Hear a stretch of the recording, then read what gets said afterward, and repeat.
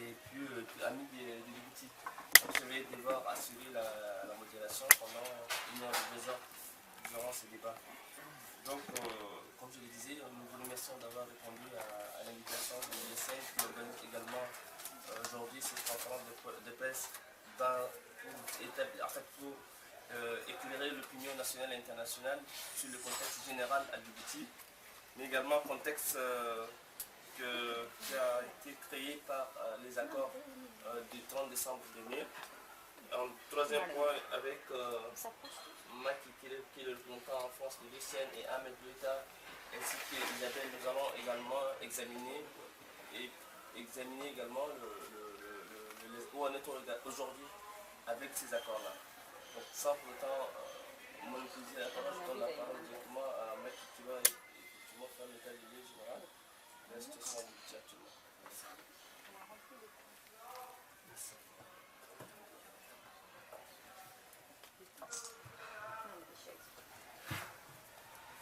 Bonjour tout le monde, merci de votre présence ici. Voilà, donc nous nous excusons pour le retard qui a été causé par la préparation, par le préparatif. Donc je remercie à mon tour Makaila Ngebla, notre ami Tchad, qui est blogueur, journaliste tchadien et qui participe à nos côtés aux actions de l'opposition africaine à Paris en général. Donc ici, aujourd'hui, comme c'est convenu, nous allons vous présenter le contexte suivant. Donc, premier point, nous allons aborder le contexte général de Djibouti, politiquement, très rapidement, brièvement, afin de rappeler l'histoire récente, très récente de Djibouti par rapport à la crise politique qui existe depuis 2013. Deuxième point, nous allons aborder l'accord cadre, pourquoi l'accord cadre a été signé entre le gouvernement et l'opposition USN. Pourquoi alors que les conditions étaient difficiles pour aboutir à un accord cadre. Comment il a été possible d'aboutir à la signature de l'accord cadre. Et troisième point, ce sera aujourd'hui, l'accord cadre qui a été signé, donc, où en est-il? Est-ce qu'il a l'air de fonctionner? Est-ce que les deux parties respectent leurs engagements respectifs? Voilà, donc, et bien sûr ensuite nous donnerons la parole à la salle et aux journalistes notamment pour répondre à des questions qu'ils auront notées. Je profite aussi de l'occasion pour vous présenter à mes côtés M. Hachem Loeta, qui est représentant en France, en Europe et porte-parole de l'UDJ, Union pour la démocratie et la justice. L'UDJ étant un des partis politiques membres de l'USN, qui est une coalition de 7 partis. Et je présente à sa droite Madame Isabelle Hirayama, qui est représentante du comité de soutien de l'USN à Paris-Île-de-France, présidé par Zahra Guedi, qui s'excuse, qui n'a pas pu être présente cet après-midi, et qui sera représentée au nom du comité de soutien de l'USN Paris-Île-de-France par Madame Isabelle Hirayama, que je remercie. Alors, sans tarder, je voudrais passer la parole pour un échange rapide avec vous, M. Hachem Loeta et Mme Hirayama Isabelle.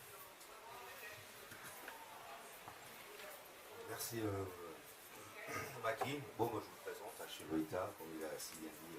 Je suis le représentant de l'UDJ en France et je suis porte-parole en Europe, donc qui fait partie de la coalition.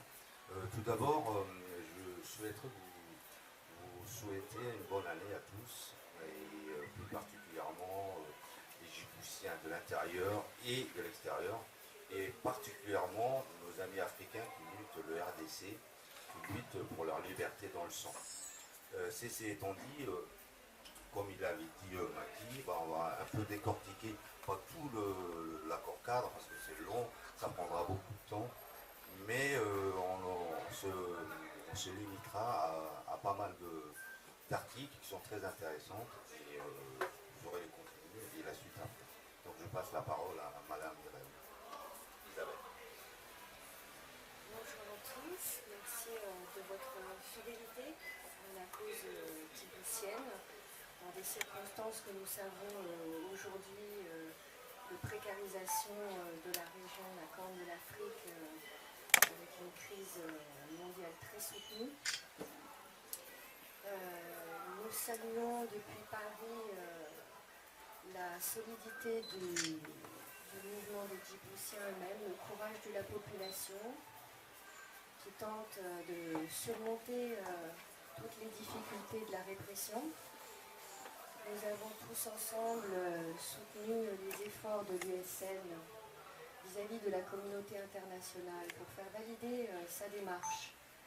Elle a été reconnue par les autorités françaises, les autorités européennes. Aujourd'hui, les négociations ont bien avancé et nous sommes heureux de pouvoir aujourd'hui publier donc cet accord cadre qui doit nous amener vers de prochaines élections. Donc ce que nous espérons, je me permets de transmettre ici la parole de Zahra Gueddi, qui est en tant que franco-djiboutienne donc impliquée dans le mouvement depuis février 2013 et qui a aussi une voix de femme. Et elle espère que les femmes djiboutiennes pourront bénéficier de la réforme institutionnelle qui devra venir suite aux élections. Nous avons beaucoup d'espoir en l'USN. Nous savons à quel point aujourd'hui, à travers Facebook, l'USN est combattue. Mais nous savons aussi que l'USN et des membres de l'UMP sont à même aujourd'hui de discuter ensemble de l'avenir du pays. Et c'est surtout sur les points positifs que nous devons nous appuyer pour poursuivre ce combat légitime pour la liberté. Je vous remercie.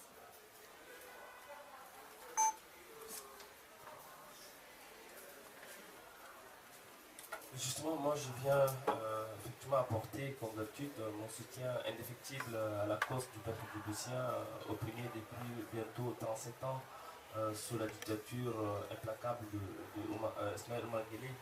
Et c'est tout à fait naturel, il va du devoir de la solidarité africaine de se solidariser entre nous pour pouvoir en finir avec ces régimes autocratiques qui essaiment un peu partout l'Afrique. Et que je pense qu'au nom du peuple tchadien, au nom de l'opposition tchadienne, le peuple djiboutien doit s'assurer de notre soutien, doit s'assurer également de notre indéfectible mobilisation. Et c'était tout à fait normal quand on voit un parallèle, quand on fait un parallèle entre le Tchad et Djibouti. Il y a effectivement des approches sociologiques, il y a également des approches politiques. Quand, vu que le pays a aussi des approches géostratégiques, quand on voit un peu la présence de l'armée française au Tchad et également de l'armée française à Djibouti, beaucoup de choses nous ressemblent, donc beaucoup de choses motivent notre solidarité. Je pense qu'il est temps que des régimes comme celui de M. Déby, autant comme celui d'Ismaël Omar Guelleh, ne peuvent pas continuer à régner à Djibouti, tout comme au Tchad.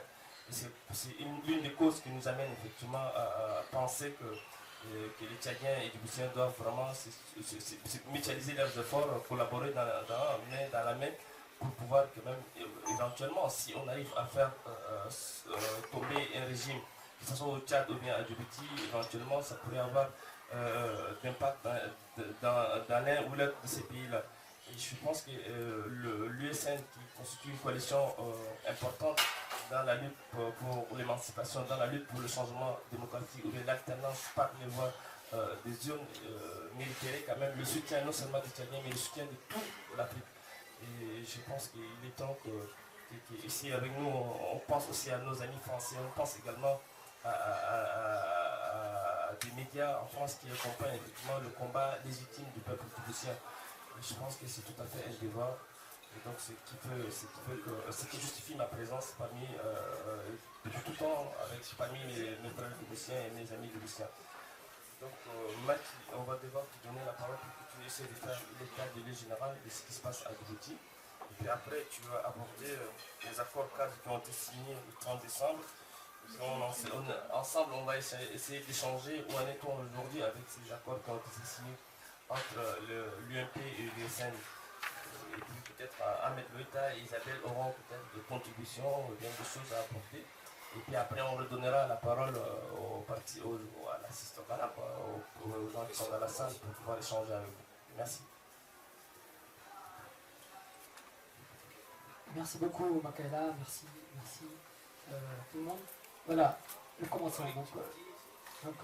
Première partie, un point bref sur l'histoire politique de Djibouti récente. Deuxième partie, l'accord cadre. Et troisième partie, l'application de l'accord cadre aujourd'hui. Premier point, un point sur l'histoire politique récente. En 2 mots, moins de 5 minutes, c'est pas grave. 37 ans d'indépendance, 37 ans de quasi-parti unique à Djibouti. Je dis quasi-parti unique, puisque c'est un parti unique qui, après 92, s'est ouvert à d'autres partis, mais toujours en restant majoritaire, en restant unique à l'Assemblée. Un seul parti, le RPP à Djibouti, a toujours été le seul parti de l'Assemblée nationale à Djibouti, et aussi le parti du président et du gouvernement de Djibouti. Donc, jusqu'en 1993, l'opposition de Djibouti n'a pas pu participer à un processus quelconque à Djibouti. Elle a régulièrement refusé de cautionner le système et a préféré ne pas participer et boycotter les élections mascarades qui étaient organisées pour maquiller la dictature. En 2003, pour la première fois, il y a eu une participation aux élections législatives que l'opposition avait remportée à l'époque sous l'appellation UAD, Union pour l'alternance démocratique. Malgré la victoire massive que l'UAD avait remportée, les fraudes ont permis au gouvernement et à son parti de garder encore l'Assemblée dans sa totalité. De nouveau, donc, l'opposition de Djibouti a, suite à cela, boycotté les participations électorales. Donc, il n'y avait pas de participation de l'opposition aux élections jusqu'en 2013. Qu'est-ce qui s'est passé en 2013 ? En 2013, c'est la nouvelle étape de l'histoire politique de Djibouti où l'opposition choisit de participer, après analyse du contexte, de participer aux élections. En 2013, nous sommes déjà à un temps où les Djiboutiens, comme tous les autres Africains, comme tous les autres pays arabes, voient que si le peuple est dans la rue, la dictature ne peut rien y faire. Si le peuple est mobilisé dans la rue, si le peuple manifeste aux côtés de l'opposition, il est possible, il est envisageable de ne plus avoir peur de la répression et que la répression du gouvernement, de la dictature, va s'arrêter et le gouvernement et la dictature seront obligés d'ouvrir la voie à un début de démocratie, à un début d'ouverture politique. Cette conscience des Djiboutiens, elle a commencé assez tardivement, les années 2010, 2011, surtout en 2011, le 10 février 2011, il s'est trouvé que à peu près 10 000 à 20 000 Djiboutiens ont pris la rue, sont dirigés dans la rue pour demander qu'il n'y ait plus de renouvellement de ce gouvernement, de ce président éternellement, et qu'il faille, à Djibouti aussi, comme dans tous les pays africains, notamment dans le cadre du printemps arabe, comme dans les pays arabes qui étaient en mobilisation, Djibouti aussi, on puisse commencer à voter sereinement, on puisse commencer à ouvrir, à démocratiser le système. Donc, tous les mouvements dans la rue, le 18 février exactement 2011. Ça, c'était une première prise de conscience, et des Djiboutiens, de leur propre engagement, de leur propre courage, leur propre désir de finir avec la dictature. Et aussi, c'était une prise de conscience du contexte national et par l'opposition de Djibouti qui avait travaillé à appeler à cette manifestation le 10 février 2011.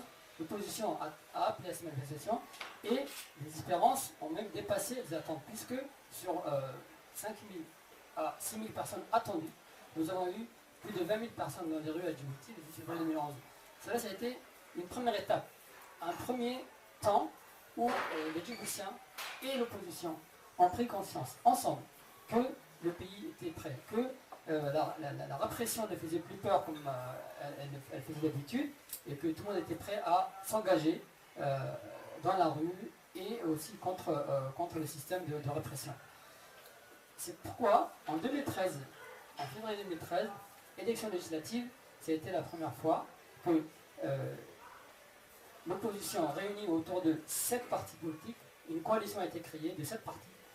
Tous les partis politiques d'opposition se sont rejoints dans un cadre unique qui était l'USN, Union pour le Salut National, et ensemble ils ont décidé de participer aux élections législatives en ayant pour garantie que les Djiboutiens qui voteraient, qui seraient là, qui seraient majoritaires, qui seraient présents à ses côtés, ne laisseraient pas faire si des fraudes venaient à empêcher la victoire, que la victoire se concrétise dans les urnes.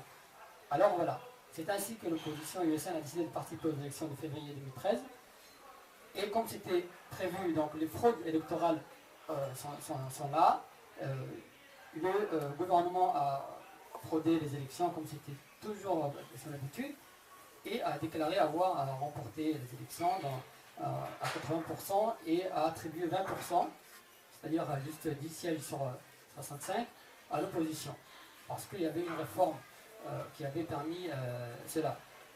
Les Djiboutiens, fidèles à leur engagement, sont tous descendus alors dans la rue, à partir de février 2013, donc de nouveau, et ont exigé que leur vote soit reconnu, que la victoire qu'ils avaient attribuée à l'USN soit effective dans l'Assemblée nationale.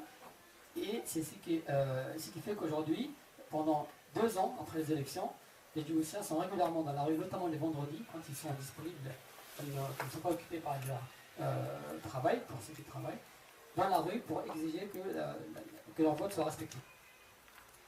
Ça, c'est l'étape du point politique général. Les négociations. Les négociations ont commencé vers octobre 2013 déjà, mais le gouvernement a toujours refusé. L'opposition USN voulait éviter que Djibouti, il s'est passé la même situation que dans les pays voisins, notamment la Somalie, où le gouvernement n'existe pas, pratiquement pas, où c'était un désordre général. Donc, pareil, nous avons à côté de nous un pays comme l'Érythrée qui est fermé, l'Éthiopie est relativement stable. Donc Djibouti ne pouvait pas aller dans les difficultés de l'anarchie, les difficultés de destruction du paysage social, du paysage économique. L'USN, responsable devant son peuple, devant son pays, a proposé une ouverture de dialogue pour trouver une solution de sortie de cette crise politique qui perdurait depuis février 2013. Alors le gouvernement, sous la pression et des Djiboutiens toujours dans la rue et de la communauté internationale qui voulait absolument qu'un accord soit trouvé à Djibouti, le gouvernement a d'abord accepté, mais il entendait imposer que l'USN intègre simplement les 10 postes, c'est-à-dire les 20% des sièges à l'Assemblée nationale et rien d'autre. Mais l'USN avait proposé que si elle devait intégrer les 10 postes à l'Assemblée nationale, c'était en échange des réformes démocratiques, des réformes politiques qui étaient sur la table et qui étaient soumises au gouvernement. Donc voilà, cette négociation a abouti le 30 décembre 2014 à signer un accord cadre dans lequel les 2 points essentiels posés par l'USN sont dans un premier temps abordés jusqu'à mi-février, nous y reviendrons. Et dans le deuxième temps, il y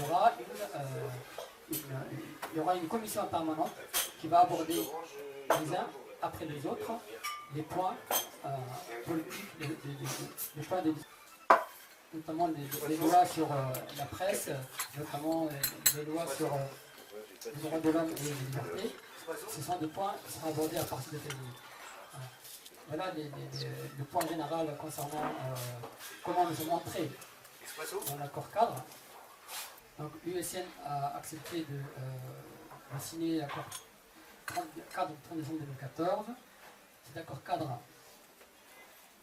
est un cadre important puisqu'il fixe simplement le cadre dans lequel les négociations vont se dérouler.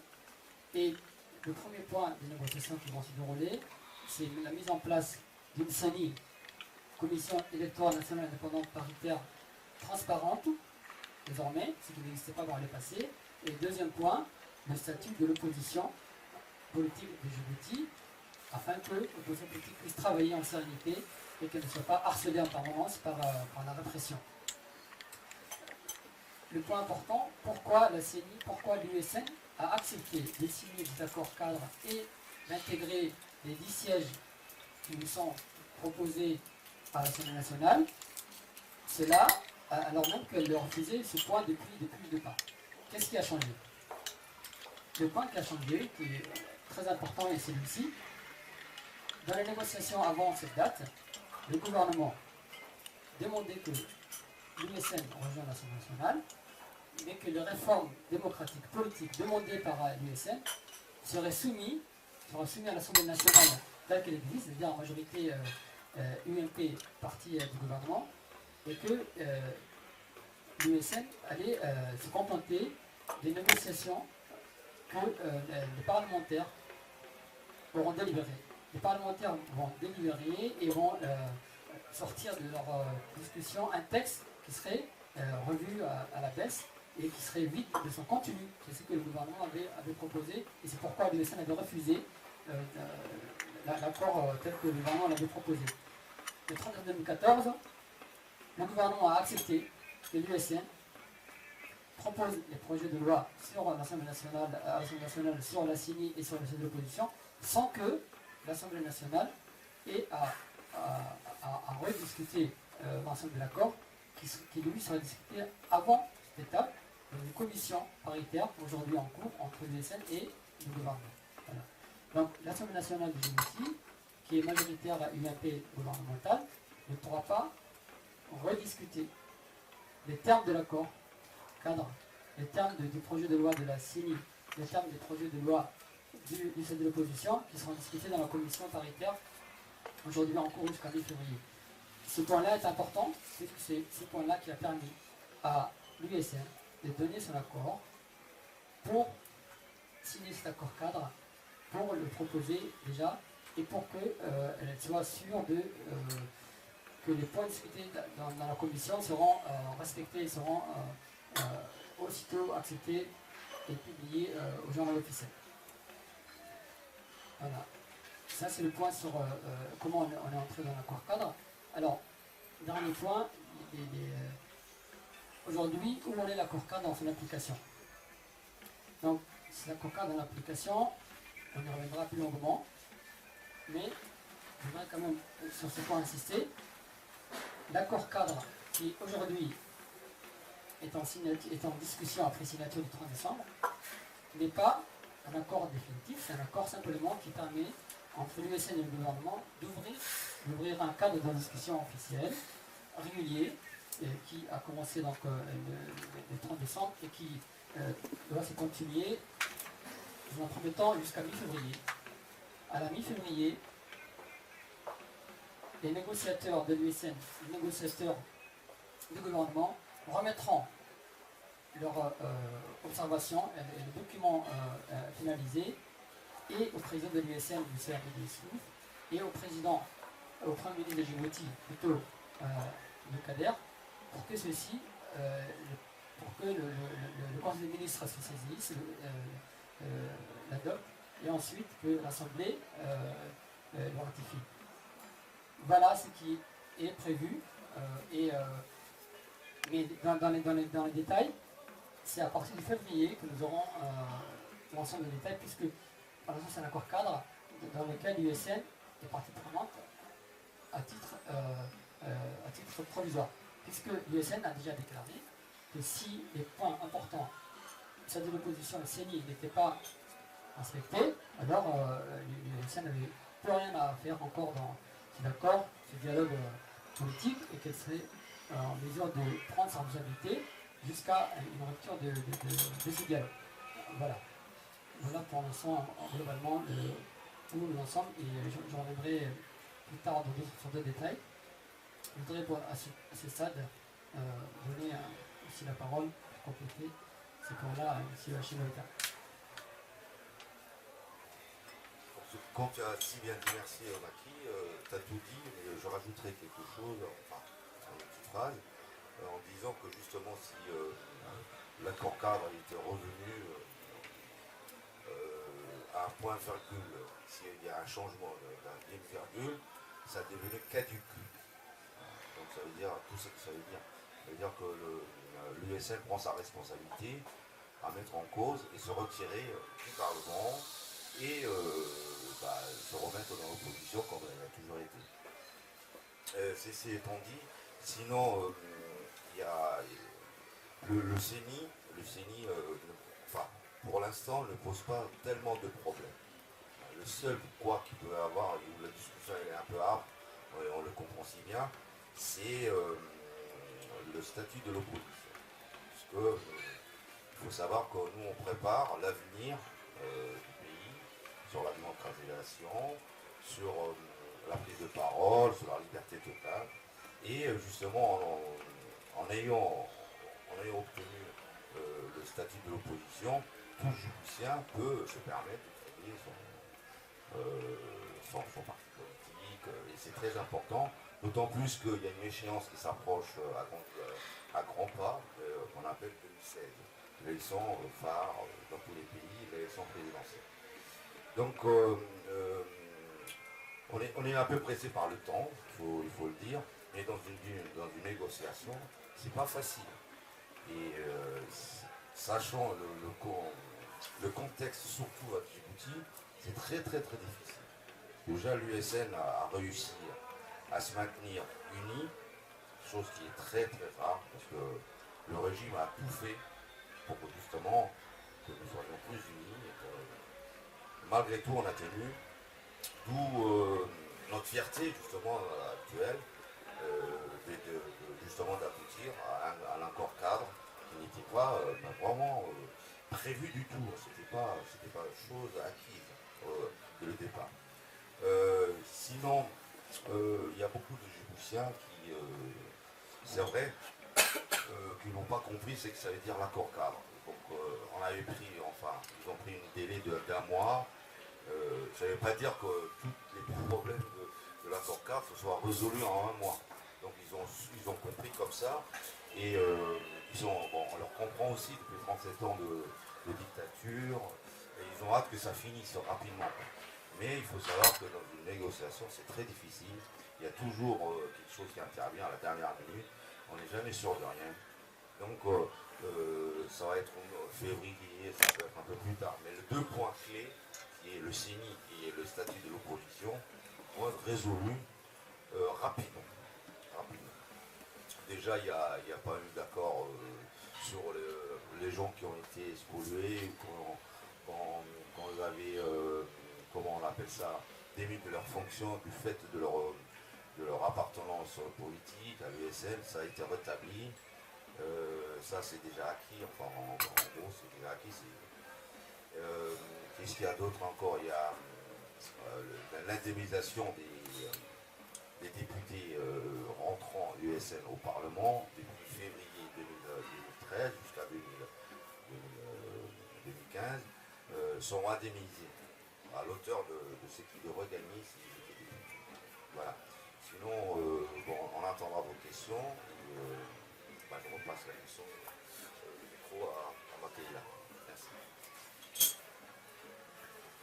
Voilà, donc comme les différents intervenants ont su quand même présenter la situation, le contexte général, les accords de décembre 2014, également où on est aujourd'hui avec ces accords-là.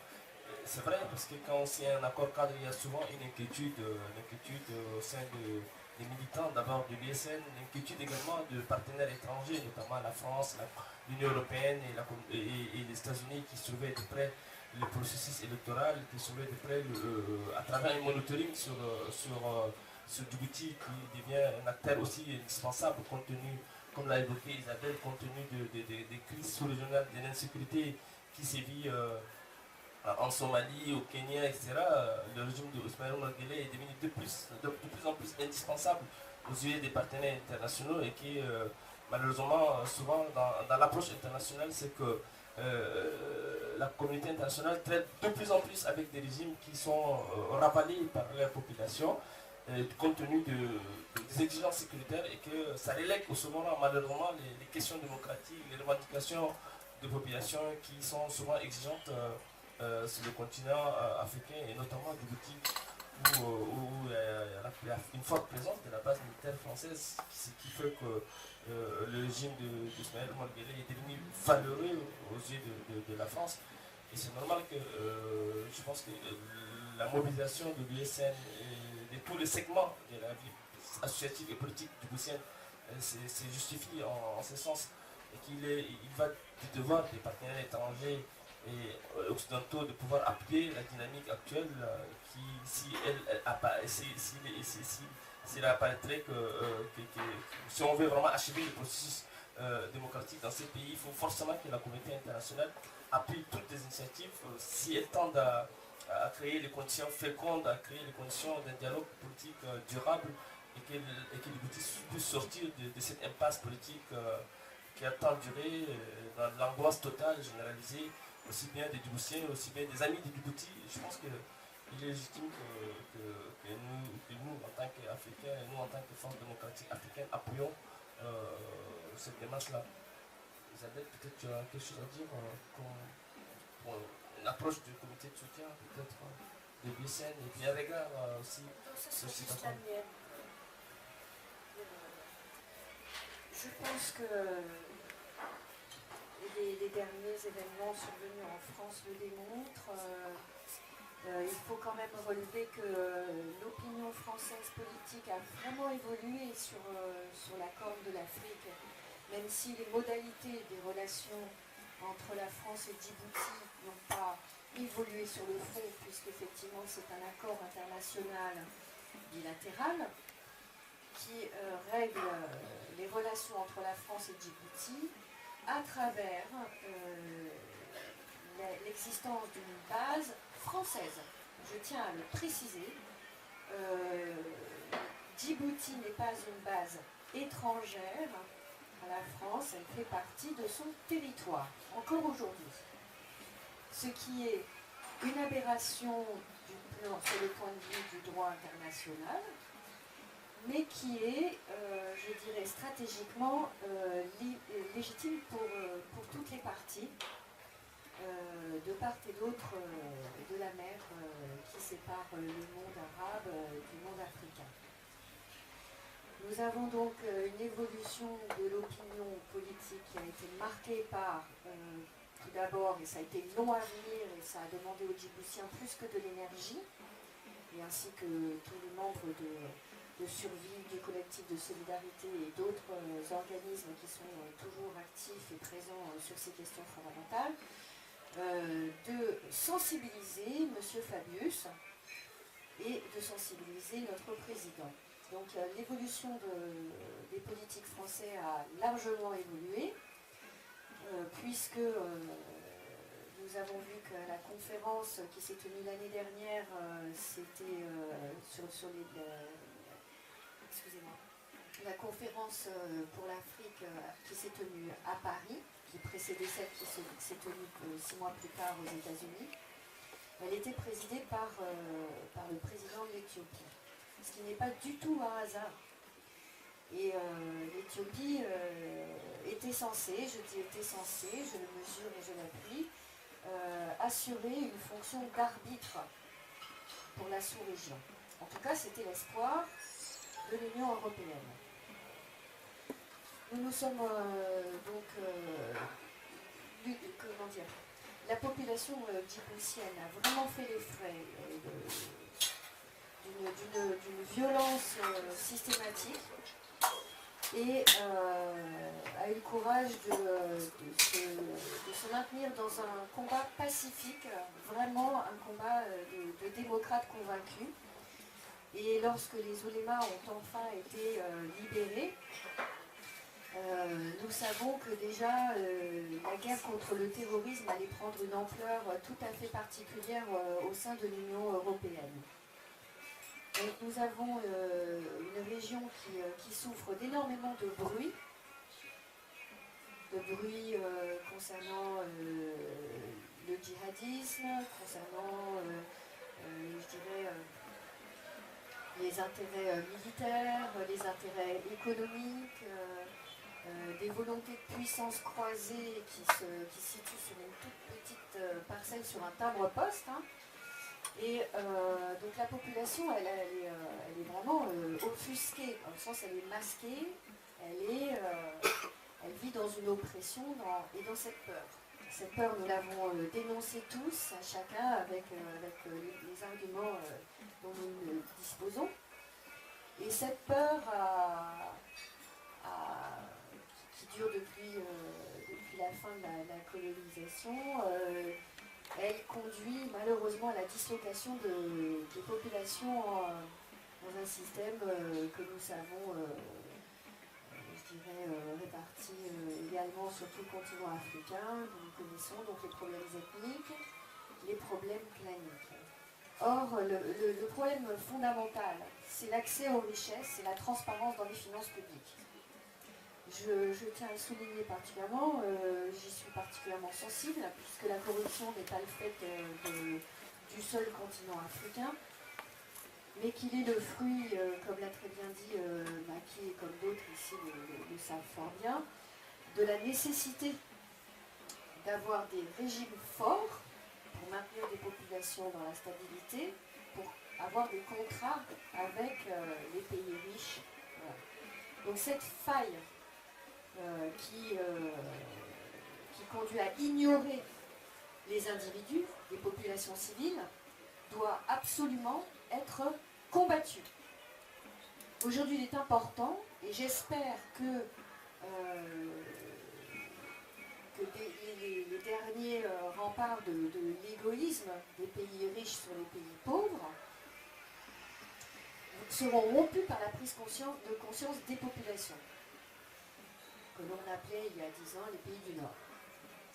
Je crois aussi qu'il est important pour les Djiboutiens qu'ils aient confiance en eux,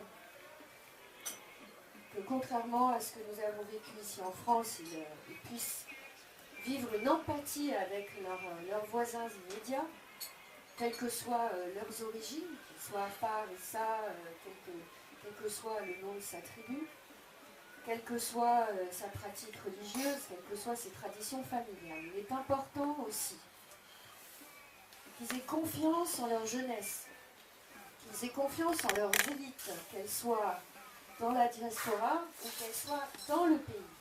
Car il y a à Djibouti, comme ailleurs en Afrique, mais puisque nous parlons de Djibouti aujourd'hui, une élite intellectuelle, mais tout à fait performante.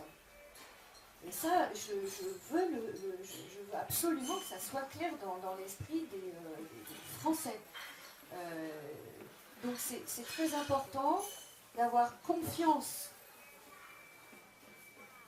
en capacité humaine de comprendre qu'on abandonne une partie de ses propres intérêts pour accomplir le destin de chacun. Alors, vous me direz, vous êtes d'origine asiatique, les Asiatiques, l'intérêt national, c'est quasiment un pléonasme. Mais oui, je regrette parfois, ou souvent, que la critique soit prépondérante dans une situation de crise absolue. Il est intolérable de voir des enfants mourir dans des manifestations, des policiers se retourner contre la population, des gens qui sont arrêtés impunément et dans des conditions de peur, il y a des mythes de la peur qui sont entretenus, la cellule numéro 5, dont on ne sort jamais vivant, etc., qui sont des pratiques connues de tous. C'est inadmissible. La violence, la culture de la violence, dont on ne sort pas depuis la naissance de ce monde, que l'on pourrait éventuellement dater d'à peine 2015 ans. Cette culture de la violence, elle tue plus que le présent. Elle sépare les gens de leur mémoire et elle les sépare de leur avenir. Donc il faut renouer avec la confiance, se dire qu'on a accompli un grand chemin. Et je finirai sur la démocratie. L'idéal de démocratie, ça n'est pas forcément un régime républicain. Chaque culture est légitime. Et de chaque culture doit sortir une vision pacifique des relations dans la société. Il y a de merveilleuses traditions sur le territoire de Djibouti et autour qui peuvent être utilisées à bon escient pour répondre à la confiance dont la population a besoin envers ses gouvernants.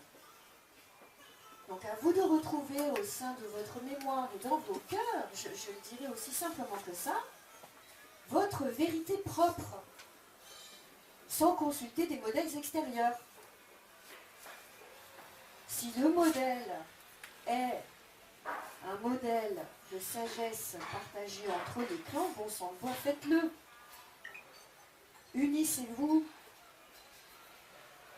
Et vous avez cette sagesse partagée entre l'Asie et l'Afrique, du respect des anciens. Utilisez-le. Réunissez les générations et faites participer les femmes à l'avenir de ce pays. Voilà, c'est un message personnel qui n'engage que moi et non pas le comité de Paris, parce que je m'en fiche de ça. C'est vraiment, je pense que je suis suffisamment légitime en tant que citoyen du monde pour le dire. La culture de la violence va nous conduire à la destruction de toute la planète, point barre. Donc assez, c'est assez. On a tous souffert, on a tous eu très peur dans nos chairs. Et on voudrait pouvoir vivre nos rêves, parce que c'est ainsi qu'on abolit les frustrations. Donc il faut d'abord, et avant toute chose, que d'autres peut-être vous disent, oui, le peuple djiboutien porte en lui son propre avenir, sa culture est belle, elle est forte, elle est très ancienne, et sa légitimité n'a pas besoin d'avoir des béquilles extérieures sur des modèles qui ne sont pas applicables. Voilà, je souhaite confiance à la diaspora et qu'elle soit capable de tendresse envers toutes ces parties, envers ceux qui la soutiennent aussi, qui sont français. Oui, on peut être sincère et être français, sans intérêt particulier, et trouver légitime de se battre, parce que c'est mon pays, la France, certes, et parce que la France est mon pays, je reconnais son histoire coloniale. Et je reconnais que si ça se passe mal avec Djibouti ou d'autres pays d'Afrique, ça sera de ma faute parce que j'aurais rien dit. Voilà. Donc, voilà, c'est ce que je voulais dire aujourd'hui. Merci. Merci beaucoup Isabelle, vraiment pour ce courage, cette contribution, mais aussi cette interpellation aussi. Donc nous